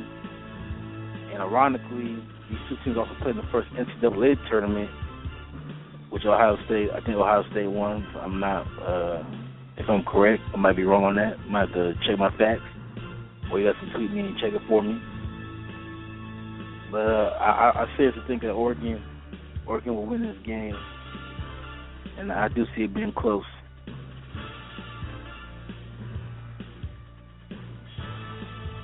Shouts out to Oregon. Shouts out to them Ducks. Hope you pull it off. I hope so too. Because after the weekend we had, we ought to be able to get something right. Yeah, I heard that. Even I don't know if it both was picking the Oregon.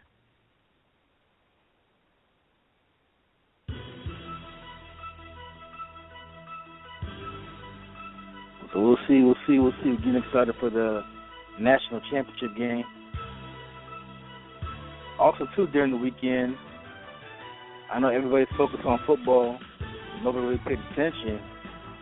But the Memphis Grizzlies, Boston Celtics, and the New Orleans Pelicans made a sneaky trade sneaky trade that went really under the radar as Pelicans traded Austin Rivers to the Celtics. Celtics traded Jeff Green to the Grizzlies. I think the Grizzlies gave up some draft picks. To me, everybody talks about New York and Philadelphia. I don't know what Boston's doing. Boston's trading everybody away. They traded Rajon Rondo. Now they're getting rid of Jeff Green. They're trading the whole entire team away. You know, and nobody, the team that won the championship back in 2008, nobody's left in that team. Everybody's gone. They traded everybody. And so, how about Austin Rivers? I mean, his dad coached the Celtics. His dad is Doc Rivers. He's not coaching the Clippers. But his dad coached the Celtics to the championship. Now he gets to play for the Celtics. I don't know how Jeff Green really helps, Memphis, because Jeff Green could be inconsistent time. Here's a trade. So Memphis, they get in the trade, they get Jeff Green and Russ Smith. Boston, they get Tayshaun Prince. How about that? He's still playing now. Tayshaun Prince? Yeah, Detroit Pistons, the one that won championship back in 2004. Yeah, he been in the game for about 10 years now. Yeah, so he gets traded to Boston along with Austin Rivers, and also to Memphis Grizzlies, and also to Boston gets Memphis first round draft pick in the trade. Okay. And then the New Orleans Pelicans, they get Quincy Pondexter and Memphis a second round pick in the trade. So Boston, they're not really going anywhere. New Orleans is competing for a playoff spot. Memphis, they're right up there with Golden State as far as like getting first place in the West. Again, I don't know how this trade really helps either team. They need to help Boston because they get more draft picks, and they get somewhat younger with Austin Rivers. Austin Rivers has pretty much been a disappointment at this point in his career. Tayshaun Prince is getting up there in age. I don't know how he helps Boston either. And I think Memphis, they get some scoring with Jeff Green now because that's where their struggle is scoring. Russ Smith, he had a great college career in Louisville. It's unfortunate that in his rookie year he's already been traded twice. So I guess you get the feeling he needs, want him. And then for the Pelicans, we get Quincy Pondexter. He's a nice, guy off the bench. But you think this trade helps anybody, or what's your thoughts on the trade? I don't know. I think it'd be interesting to see what's going to happen with this. You had to see it. Just had to see it. What you think? The Clippers are trying to get Austin Davis. Right now, since the Clippers and the Celtics are discussing the trade for Austin Rivers, like I said, Austin Rivers' dad, Doc Rivers, coaches the Clippers.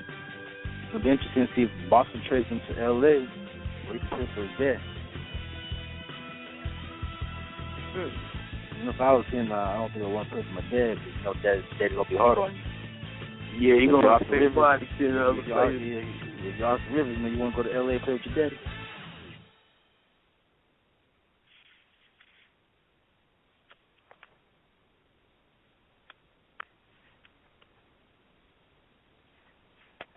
And also, two huge news for the Cavaliers. They might get LeBron James back tomorrow. Cleveland has lost 5 in a row without him. They might get him back tomorrow. They lost 5 in a row without him. Yeah. Where you LeBron go? might come back. Oh, he's hurt. Oh, LeBron hurt. Yeah, after we talked about him, man, he got injured. No, I don't know if he got after we talked to him. We talked about it, he got injured. When he injured his knee, his ankle. He hurt his knee and his back. And they lost 5 games after he got hurt. Yeah, they lost 5 in a row. And last night they got their ass whooped by Sacramento. The Kings? They got beat by the Kings? Yeah. Oh, Sacramento, man. they haven't done well either since they fired their coach, which to me was a bad move. I don't know why they fired their coach so early in the season, especially when you guys got off such a hot start. Yeah. They fired the coach, but Sacramento beat them over the weekend. So how LeBron James doing now? He healthy? He back healthy? Well, the report is that he's going to come back tomorrow, so we'll see if he can help him. I don't know now. He hurt his knee, he hurt his back. I don't know. Might need to sit out. King James. He said if the Cavaliers don't get it together, he going to leave. I guess we Yeah, and then according to Carmelo Anthony, speaking of sitting out, the Knicks might Carmelo Anthony, the Knicks might sit out the rest of the year. You know, he hurt his knee, and he's been putting off surgery. But like I said last week, I think that he should get the surgery and just sit out the year. The Knicks suck. They ain't going nowhere. They're the worst team in the NBA right now. You might just sit it out and wait, get back next year.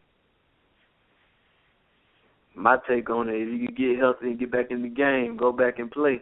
But, you know, it is what it is, you know. And then again, as I mentioned earlier, for Derrick Rose, you know, he missed Saturday's game. He says he was just resting. He had a sore knee. And anytime people in Chicago hear knee and Derrick Rose together, it's not a good thing. But Derrick Rose said that his knees are fine and that he's going to be playing tonight against Orlando. That boy had more injuries than anybody. Well, he said he's not, but he said he's not hurt. He's just saying that the coach felt like for him to take the night off and just rest him up. And I think at this point, it's better just to rest him up, not really expend him too much, and just let him get ready for and hopefully he stays healthy so they can make a playoff run. Make the playoff run, yeah. That way he need to play his best. Right now, these little games, I mean, they do count, but you need to kind of rest up and just relax into the playoffs. When the playoff comes, then Derrick Rose will do his thing, but you need to stay healthy, man. Got to stay healthy. Take some of that pressure off. He's playing tonight. He's playing tonight, though. Okay. Even though he play, he probably score a good 30 points and sit down somewhere. Relax.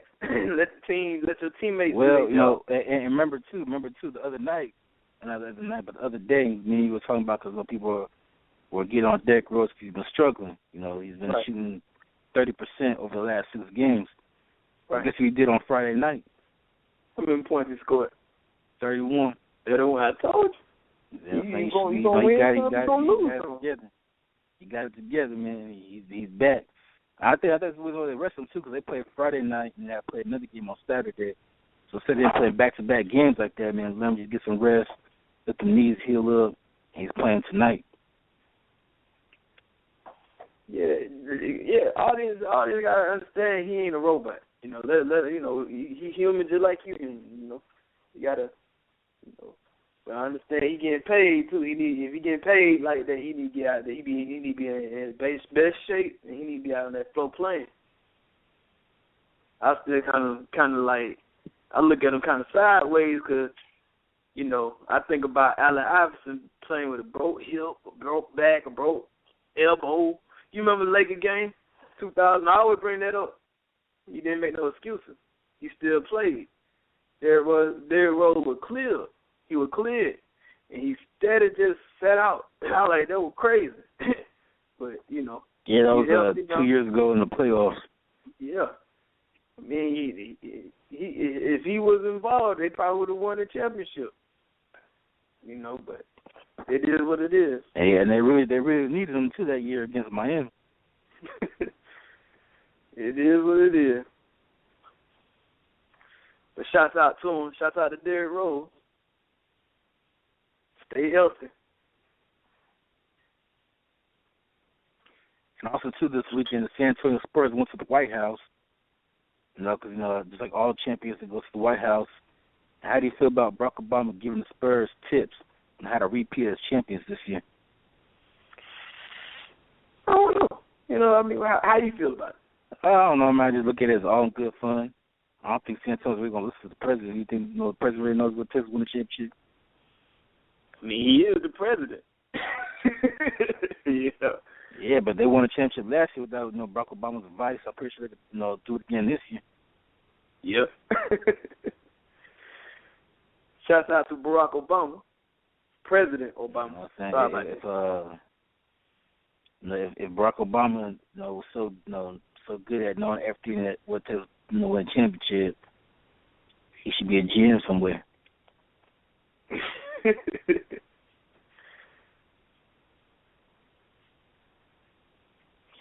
And also, 2 more basketball news, and that is that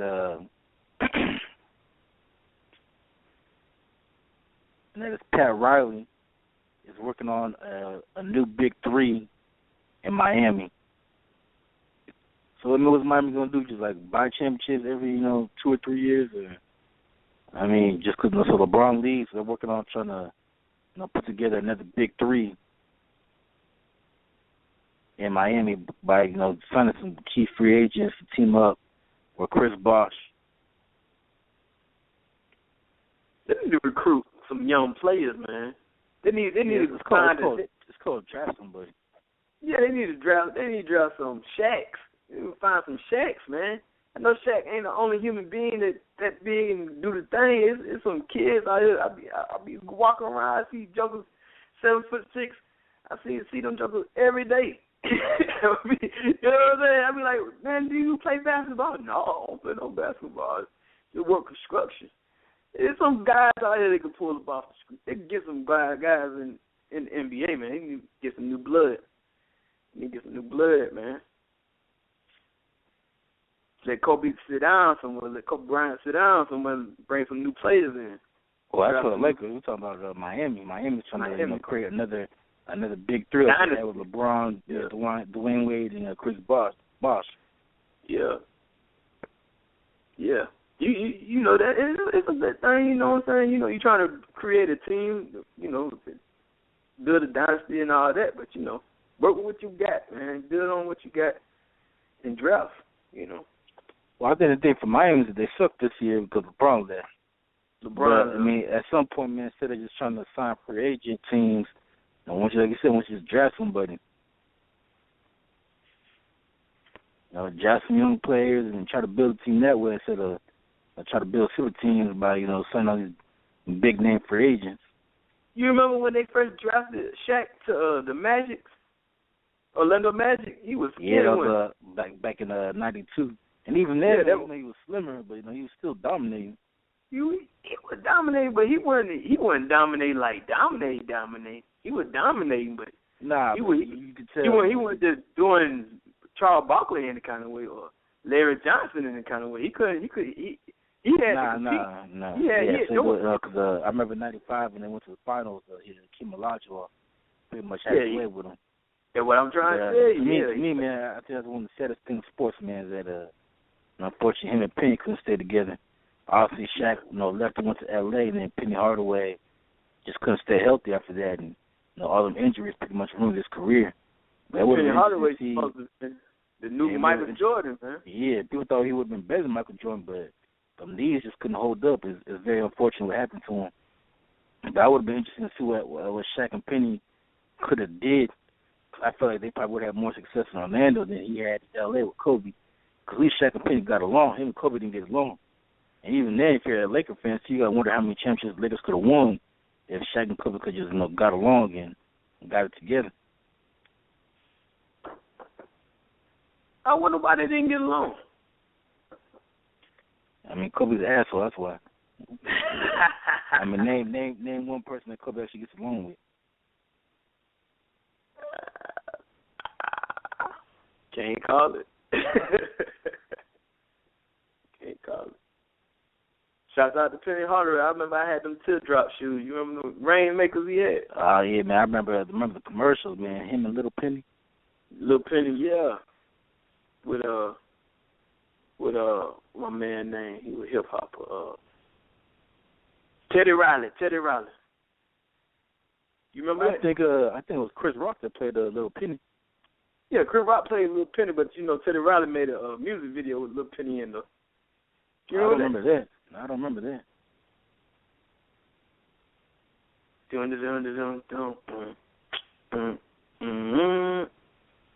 you remember that? Nah. Yeah, but I'm trying to figure that beat. You just did. Is that No Diggity from? No Diggity, No Doubt. Yeah. That was Blackstreet. But Teddy Riley produced them. I know that. Teddy Riley do everything. Come on now.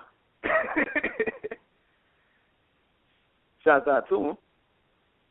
Sending all my shouts out early and everything. Shouts out to Pepsi.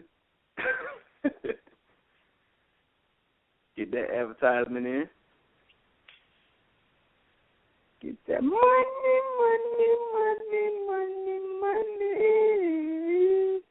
Teddy DiBiase. Shout out. And I know the Cowboys don't want to hear this, but the NFL now said they're going to review the catch rule during the offseason. They might think about changing that rule. Unfortunately, them changing the rule has nothing to do with what happened yesterday. Man. They're like a slap in the face right now. They won't change the rule after the fact. After the fact. Yeah. Well, it is what it is. It's just karma. That's all it is. Karma. Yeah, and the Cowboys offensive line coach, Bill Callahan, he's drawn some interest from other teams, so the Cowboys are worried now they might not be able to keep him either.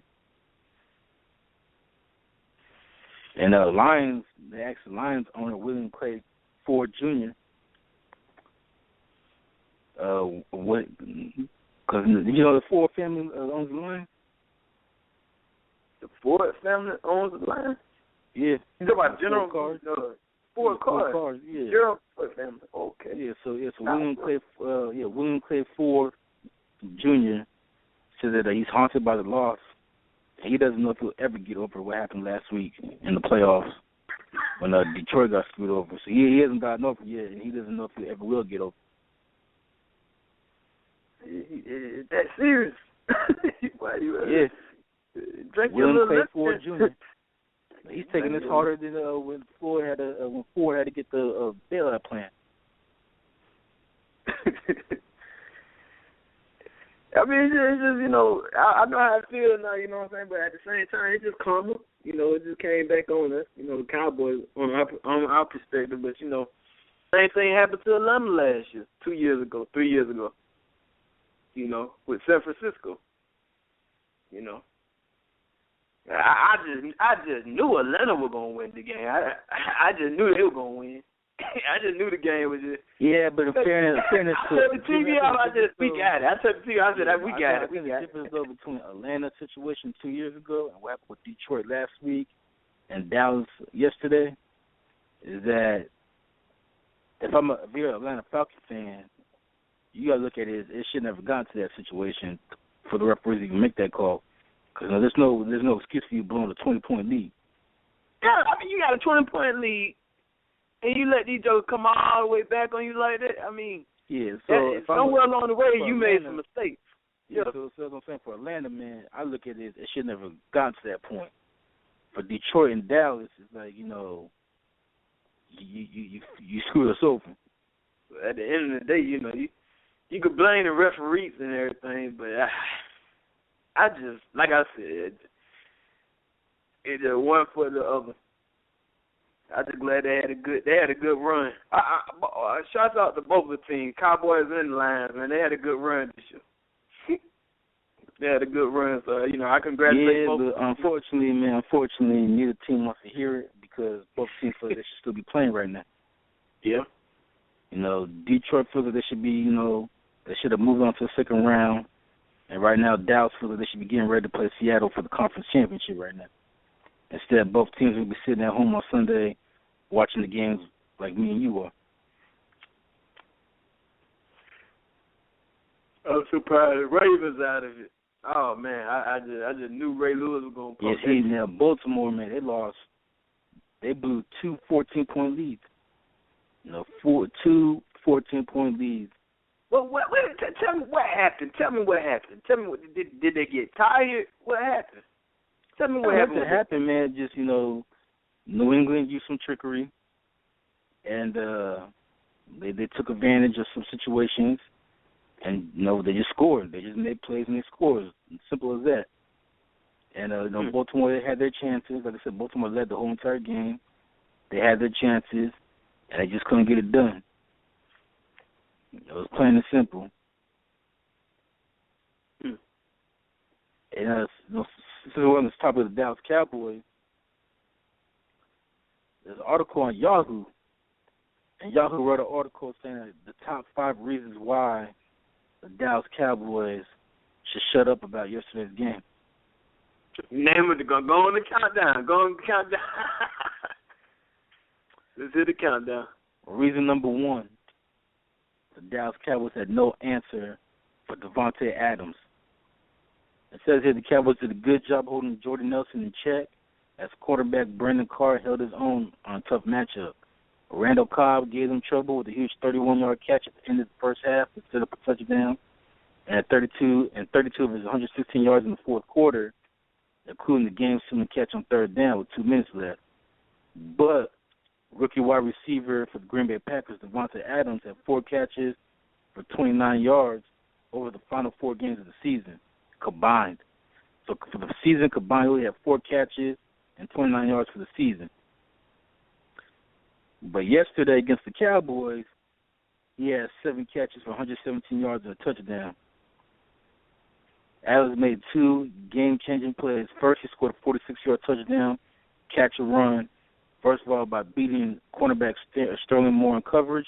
The running pass was safety J.J. Wilcox, who took a terrible tackle. I mean, he broke so many tackles. The Cowboys just could not tackle his man. They couldn't bring him down. And it was just bad tackling by the Cowboys. So that's reason number one is they couldn't stop the rookie wide receiver for the Packers, Devontae Adams, who contributed nothing all regular season, but had a breakout game yesterday against the Cowboys. So that's reason number one. Reason number two why the Cowboys should shut up is that head coach Jason Garrett managed the clock poorly at the end of the first half. Now, they're saying that Garrett did a good job in the first half of controlling the action for nearly 18 minutes. The Cowboys had the ball for 18 minutes. The Cowboys converted 4 of 6 third downs and controlled the action, poised to go up by 10 or even 14 points before halftime, as they had the ball at the Green Bay 27-yard line with 40 seconds left. Now, what happened was that on second down, the Cowboys tight end Jesse Witten caught a pass that was ruled a first down. The referees went ahead and looked at the replay. It was actually, they spotted the ball wrong, so it ended up, instead of being 1st and 10, it was actually 3rd and 1. And Jason Garrett panicked and called a timeout, which by him calling timeout gave the referees a chance to look at the replays and see if they got it wrong. If he hadn't called timeout, it would have been 1st down. Instead, it was enough 3rd and 1. And then on 3rd and 1, for whatever reason, the Cowboys, instead of running the football, decided to throw the football, and it was incomplete, and they ended up kicking the field goal.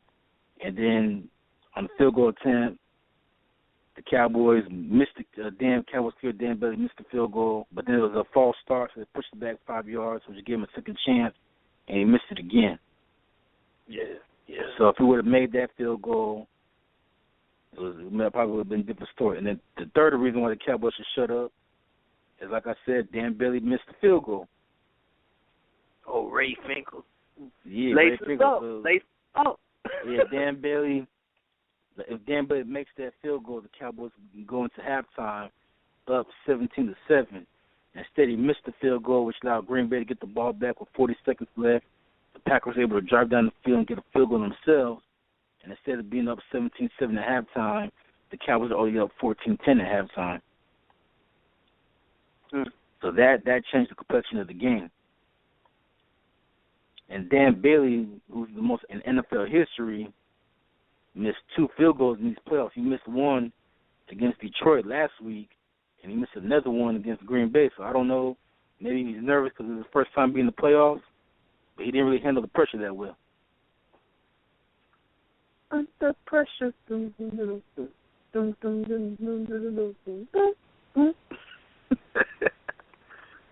Oh, man. Oh, man. What the other one is? What's the other one? All right, reason number 4 why Dallas should shut up is because of DeMarco Murray fumble.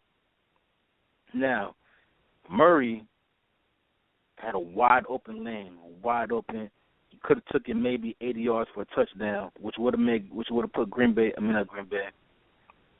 put Dallas up 21-10. Instead, Packers defensive lineman Julius Pepper knocked the ball out as he was running. He fumbled. Green Bay recovered. And instead of Dallas going up 21-10, that led to a Packers fumble, and Dallas only went up 14-13. So that killed him, because if he didn't fumble that ball, he would have scored, and Dallas probably would have won the game, and that final play where the referees got involved would never even happen. It probably wouldn't even count it. So that's reason number 4. And then the fifth reason why Dallas should shut up is because they're saying that their star wide receiver Des Bryant had a quiet game. He finished the game with just 3 catches for 38 yards. And so, if Des Bryant's a big-time wide receiver, and everybody thinks he's going to be the next Michael Irvin, you got to come up big in a big game, and he didn't yesterday. And they said if he would have had a bigger game, maybe Dallas would have won. Instead, he got shut down for the most part by the Green Bay Packers. And he got shut down last week by the Detroit Lions.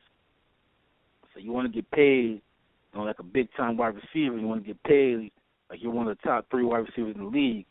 But he didn't play like it in the playoffs. So they're saying that because of that, the Cowboys should shut up about what happened yesterday. Sad to hear all them 5 points.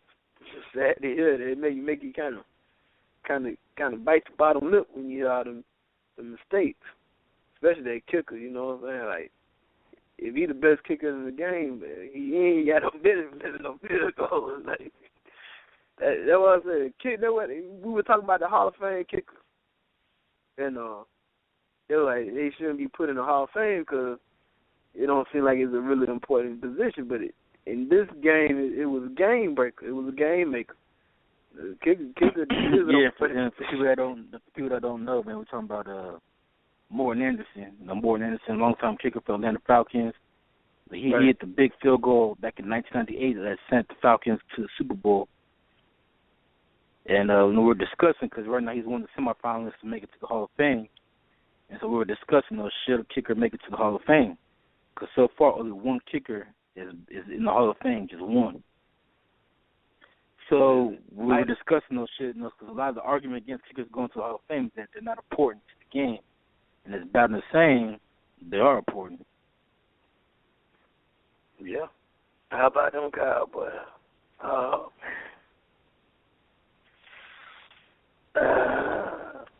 so when you look at Yahoo's take on it, the Cowboys probably beat themselves and probably don't have a reason to complain. But at the end of the day, we have a chance to win, and let's take it away from you like that.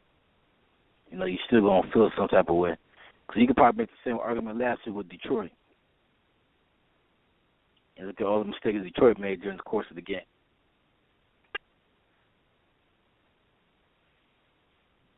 I'm proud of both teams. They made it this far. They did good.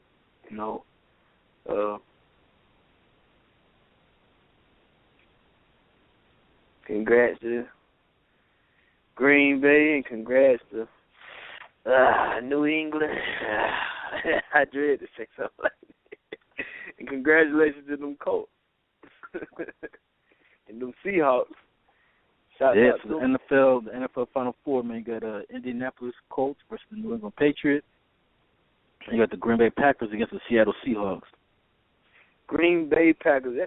That's those some good games right there. I believe those some game watching. You can't miss this. Y'all cannot miss them games right there. That's the Seahawks versus New England. New England, right? No, Seattle versus Green Bay. Seattle, that's an awesome game right there. And New England versus the Indianapolis. Colts, right? Yeah. Indianapolis, yeah. So I'm going for the Colts. And I'm also you gotta save it for Friday. Save that for Friday. Save that for Friday. But before we get out of here today, because it's about that time, I just want to say, man, if you want to check us out, you can check us out on Blog Talk Radio, of course. But you can also check us out now on iTunes. Just look us up under Inspectah and M.Bowden. We're on iTunes. You can subscribe to us on iTunes and listen to us anytime you want, either on your phone, your laptop, whatever. Then follow us on iTunes. You also follow us on Twitter at AntThomas23 on Twitter. You can also follow us on our own personal website. It'll be AntThomas24.wix.com /MadSexy2020. And Mad Sexy is spelled MADDSEXXXY and then 2020. So you can follow us on a wide variety of platforms as we're expanding this show. So, Bowden, before we get out of here, what's your final shout-outs for today? Shouts out to Pepsi.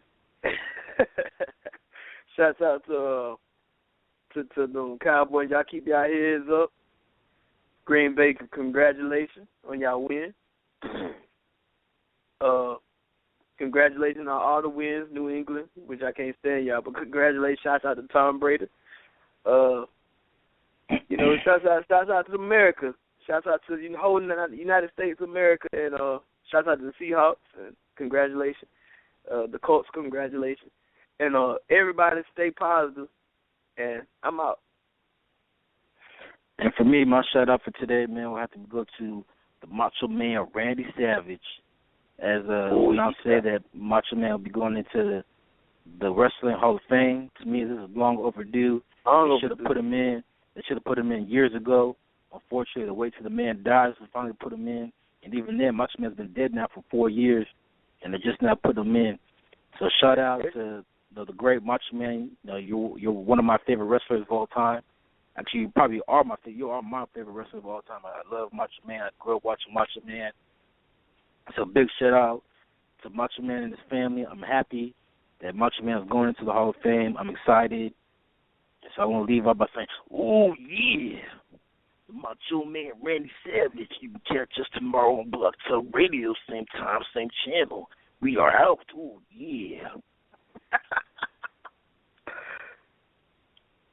Out.